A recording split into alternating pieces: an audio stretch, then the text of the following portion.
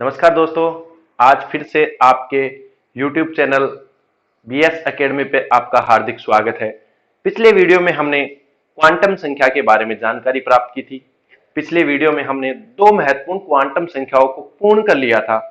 आज इस वीडियो में हम बची हुई दो क्वांटम संख्याएं और नोड के बारे में चर्चा करेंगे और उनको संपूर्ण तरीके से अध्ययन करेंगे तथा परीक्षाओं में किस प्रकार से क्वेश्चन आते हैं उनको देखेंगे और उनका सॉल्यूशन करेंगे। जो आपकी तीसरी क्वांटम संख्या है, चुंबकीय क्वांटम संख्या।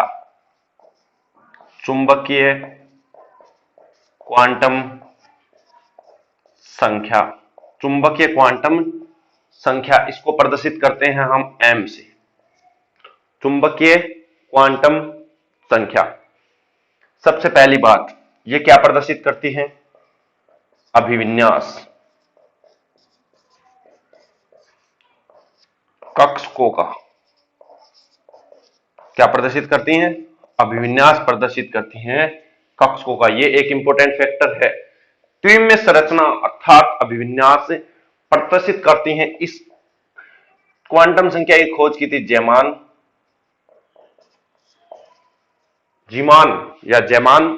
ने इस क्वांटम संख्या की खोज की थी। जैमान इफेक्ट भी होता है, जब चुंबकीय क्षेत्र में प्रवाहित करते हैं तो चुंबकीय रेखाएं विभाजित हो जाती हैं, उसे जैमान इफेक्ट भी कहते हैं। और ये किसको प्रदर्शित करती है? अभिविन्यास को प्रदर्शित करती है। किसके? कक्षकों के अभिविन्यास को प्रदर्शित करती है। इसके मान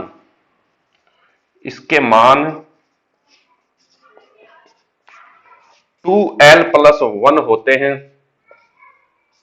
2l+1, इसके मान 2l+1 होते हैं। तीसरी बात, इसके मान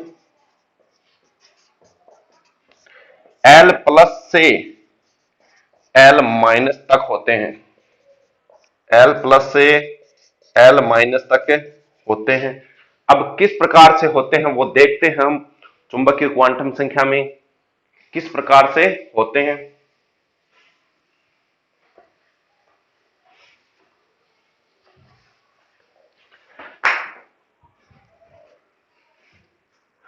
अब मान लीजिए S, उसके लिए L की वैल्यू होती है 0, P के लिए L की वैल्यू होती है 1, D के लिए L की वैल्यू होती है 2 और F के लिए L की वैल्यू होती है 3।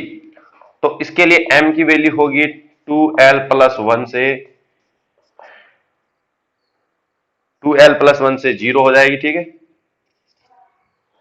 इसकी वैल्यू 1 होगी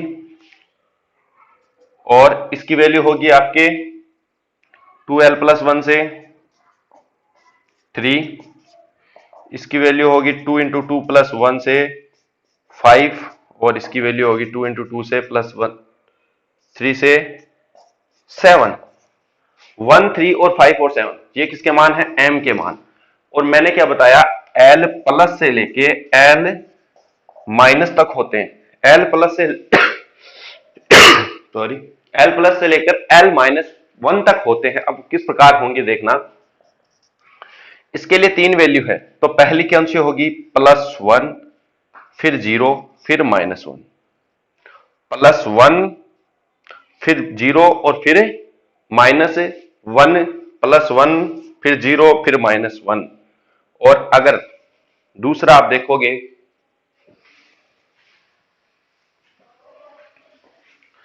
अगर आप लोग दूसरा देखोगे तो उसमें देखना D के लिए L की वैल्यू होती है 2, M की वैल्यू होती है 5। M की वैल्यू कितनी होती है? 5। तो इसके लिए +2, +1, 0, -1 से -2, ये 5 वैल्यू उसकी संभव है। और F के लिए देखोगे तो 7 वैल्यू हो सकती हैं। +3, +2, +1, 0, -1, -2 और -3, ये 7 वैल्यू संभव हो सकती हैं। और ये कौन कौन से कक्षक के लिए होती हैं वो देखते हैं हम। देखो P के लिए, P में 3 कक्षक होते हैं, PX, PY और PZ। PX और PY और PZ। PX के लिए इसकी वैल्यू होती है +1, फिर 0, फिर -1। याद कर लेना ये। PX के लिए इसकी वैल्यू कितनी होती है? +1, पी वाई के लिए कितनी होती है 0 और पी जेड के लिए वैल्यू कितनी होती है -1। इसको आसानी से याद किया जा सकता है। फिर डी के लिए बात करें अपन, डी के लिए भी मैं आपको बता देता हूं कि किस प्रकार से होगी। डी इज इक्वल टू, देखो आराम से देखो, कोई दिक्कत नहीं है। डी के लिए होगी +2 +1 0 -1 और -2, -1 और -2। देखो 0 के लिए तो होगा डी जेड स्क्वायर, -2 के लिए होगा D X square -y square, ठीक है। और यहां पे डी जेड एक्स, माइनस के लिए होगा डी जेड एक्स। 5 कक्षक होते हैं, आप सभी को पता है। डी में कौन कौन से होते हैं? D Z square, D Z X, D X square minus D Y square. +2 के लिए होता है डी एक्स वाई और D Y Z, D X Y और डी वाई जेड, ये आपके 5 कक्षक होते हैं, ठीक है। ये डी में 5 कक्षक होते हैं आपके। कौन कौन से होते हैं? D X Y D Z square. एक चीज और बता देता हूं, आपके कक्षक कौन कौन से होते हैं।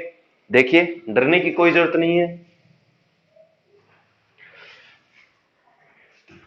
आराम से देख सकते हो। पी के लिए 3 कक्षक होते हैं। कौन कौन से होते हैं? पी एक्स, पी वाई और पी जेड। 3 प्रकार के कक्षक होते हैं पी के लिए, पी एक्स, पी वाई और पी जेड। डी के लिए भी 5 प्रकार के होते हैं। D X Y, D Y Z, D X Z, D Z square और D X square minus Y square, D X square minus Y square. और एफ के लिए 7 होते हैं। F x cube, F Y cube, F Z cube और F X Y Z, F X Y square minus Z square और F Y X square minus Z square और F Z X square minus Y square. ये कितने हो गए? 7। 1 2 3 4 5 6 और 7। आप इनको आराम से देख सकते हो, कोई दिक्कत नहीं, समझने की कोशिश करो। 7 होते हैं। पी 1 2 3 1 2 3 4 5 1 2 3 4 5 6 7। डरने की जरूरत नहीं है, ये इनकी ज्यामिति पर आधारित है, अभिविन्यास पर आधारित है। इनका त्रिविमीय अभिविन्यास किस प्रकार से है, कोई डरने की जरूरत नहीं है। त्रिविमीय अभिविन्यास जैसे आप पी को देख सकते हो, ऐसा हो सकता है पी डी, तो उस हिसाब से इनका किसमें अभिविन्यास है? त्रिविमीय अभिविन्यास है। अब अपन लास्ट क्वांटम संख्या को देखते हैं, वो है आपकी चक्रण क्वांटम संख्या।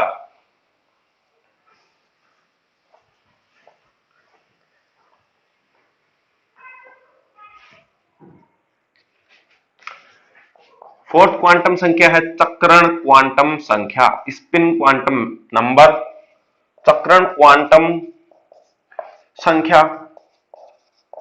ये बहुत आसान है, इसमें 2 ही वैल्यू होती है। पहला तो ये चक्रण को प्रदर्शित करती है, चक्रण को प्रदर्शित करती है। जैसे सूर्य के चारों ओर पृथ्वी चक्कर लगाती है, तो उसी प्रकार इलेक्ट्रॉन अपने अक्ष के चारों ओर चक्कर लगाता है, उसको कहते हैं चक्रण क्वांटम संख्या। घड़ी 2 प्रकार से चल सकती है, क्लॉकवाइज और एंटी क्लॉकवाइज, अर्थात +1/2 दो वैल्यू हो सकती है, -1/2। इसको कहते हैं हम क्लॉकवाइज घड़ी की दिशा में, और इसको कहते हैं एंटी क्लॉकवाइज घड़ी की विपरीत दिशा में। इसको कहते हैं दक्षिणावर्त, और इसको कहते हैं वामावर्त। 2 प्रकार से चक्रण कर सकता है इलेक्ट्रॉन अपने अक्ष पर, एक तो +1/2 और एक -1/2। प्लस होगा वो क्लॉकवाइज अर्थात घड़ी की दिशा में, और माइनस होगा एंटी क्लॉकवाइज। समझ में नहीं आए तो अपनी घड़ी की दिशा देख लेना, अगर उस साइड चलता है तो क्लॉकवाइज उसको कहते हैं दक्षिणावर्त, एंटी क्लॉकवाइज उसे कहते हैं वामावर्त। इसकी खोज की थी ए यूलनबेक व यूएर्ट्स। यूलनबेक और यूएर्ट्स ने इसकी खोज की थी। चारों क्वांटम संख्याओं की खोज पहले की बोर ने की थी, दूसरे की सोमरफील्ड ने की थी, तीसरे की खोज की थी आपके जेमान ने, और चौथे की होती है आपकी यूलनबेक तकरण क्वांटम संख्या। चारों क्वांटम संख्याओं के बारे में हमने देखा। पहली आपकी मुख्य क्वांटम संख्या, दूसरी आपकी द्विगंशी क्वांटम संख्या, तीसरी क्वांटम संख्या थी चुंबकीय क्वांटम संख्या, और लास्ट क्वांटम संख्या थी चक्रण क्वांटम संख्या। आप सभी लोगों ने चक्रण क्वांटम संख्या इनको सबको पढ़ लिया। अब इनको कंपटीशन एग्जाम में किस प्रकार से यूज किया जा सकता है मैं आपको सिखाता हूं। आपको जो इनकी अच्छी अच्छी बातें वो मैं बता चुका हूं। अब इनका प्रैक्टिकली यूज कैसे हो सकता है वो आपको बताता हूं। आप ट्रिकली क्वेश्चन को सोल्व किस प्रकार से कर सकते हैं देखिए।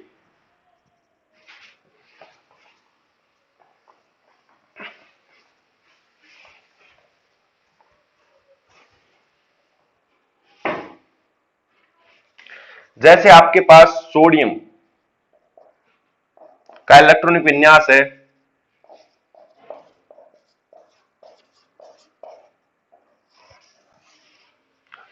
तो आप लोगों को सबको पता है। अब आपसे पूछ लिया जाए 3s1 की क्वांटम संख्या बताइए, कि क्वांटम संख्या बताइए।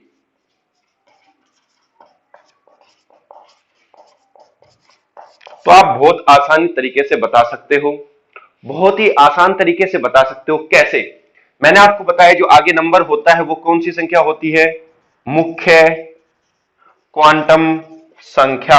मुख्य क्वांटम संख्या आपको पता है एस, मैंने ये बता दिया। एस के लिए 0, पी के लिए 1, डी के लिए 2 और एफ के लिए 3। ये किसके मान होते हैं? एल। तो यहां पे कितना है? एस। एस के लिए कितना हो गया? एल की वैल्यू 0, और एल की वैल्यू 0 होगी तो 2l प्लस 1 से किसका वैल्यू निकाली जा सकती है? एम की। तो एम की वैल्यू भी कितनी होगी? 0। एम की वैल्यू भी कितनी होगी? 0। और एक इलेक्ट्रॉन है उसको +1/2 भी मान सकते हो या -1/2 भी मान सकते हो। ये आपकी एस की वैल्यू होगी चारों। एक एग्जांपल और देखते हैं, एक एग्जांपल और देखते हैं।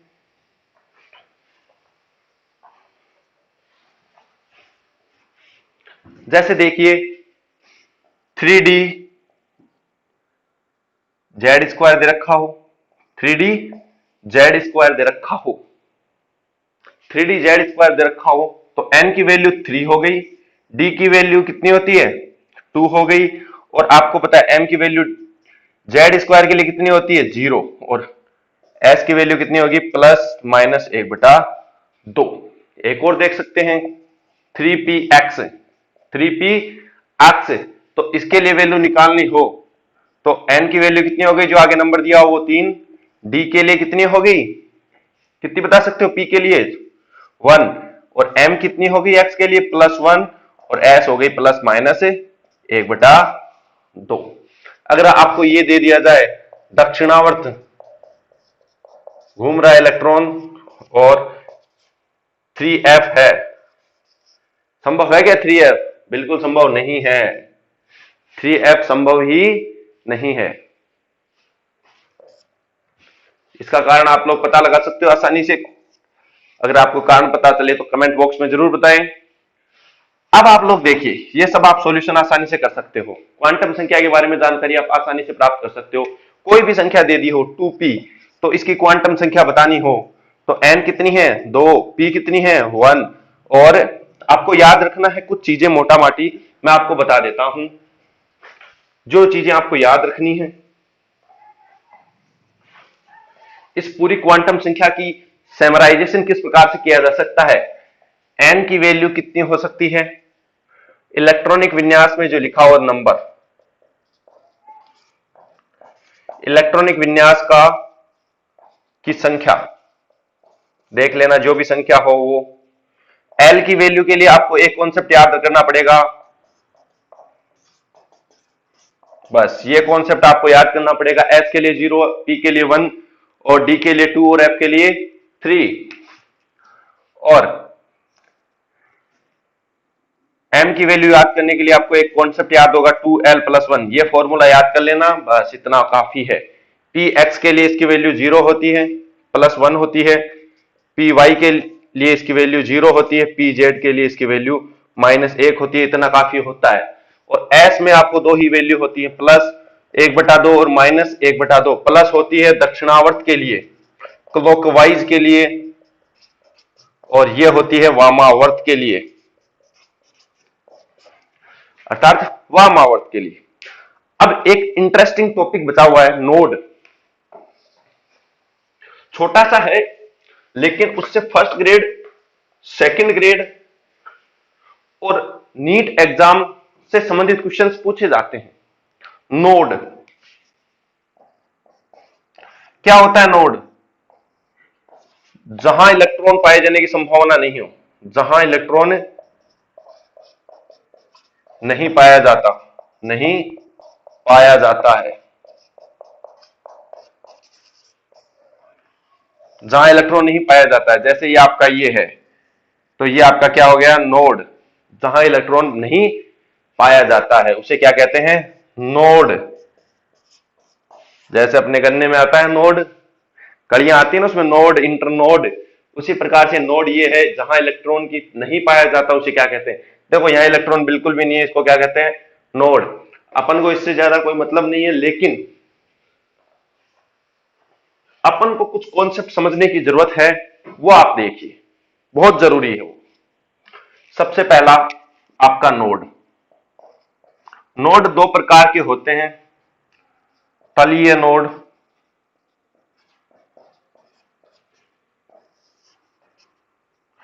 या कोणीय नोड। दूसरे होते हैं रेडियल नोड या त्रिज्यीय नोड। बस इतना सा कॉन्सेप्ट आपको याद रखना है। नोड दो प्रकार के होते हैं, तलीय नोड या कोणीय नोड, रेडियल नोड या त्रिज्यीय नोड। 2020 में लगने वाली फर्स्ट ग्रेड एग्जाम में इससे क्वेश्चन आया था, और 2018 की एग्जाम में भी इससे क्वेश्चन आया था।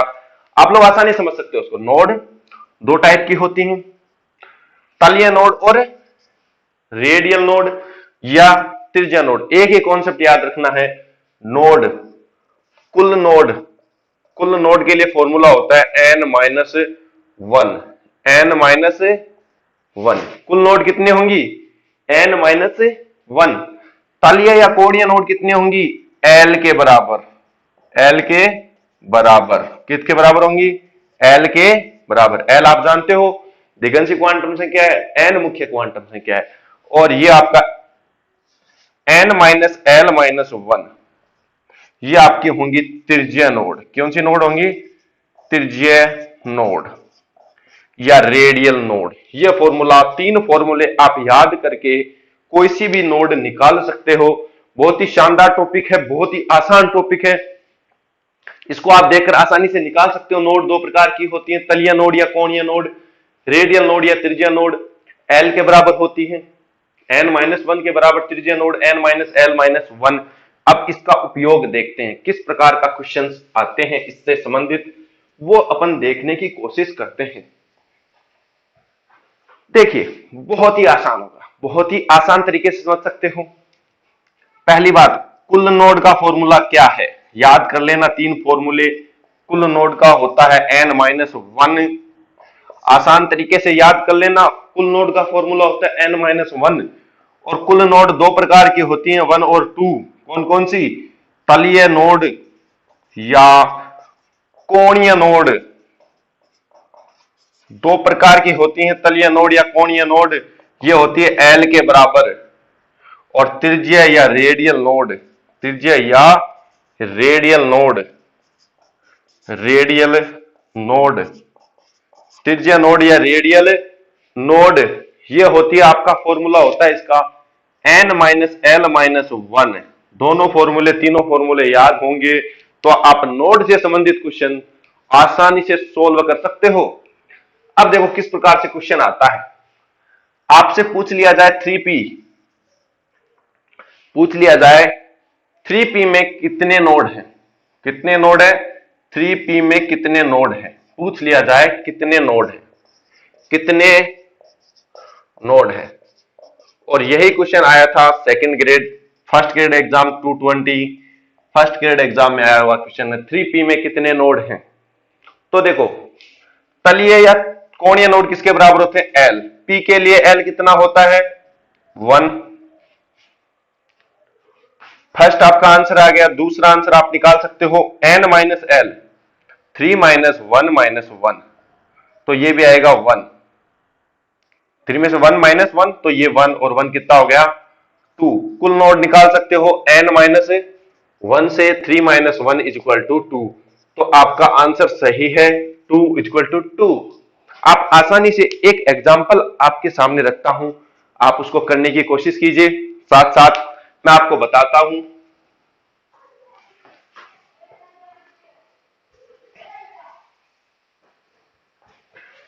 क्वेश्चन है आपका 3D में नोड बताइए।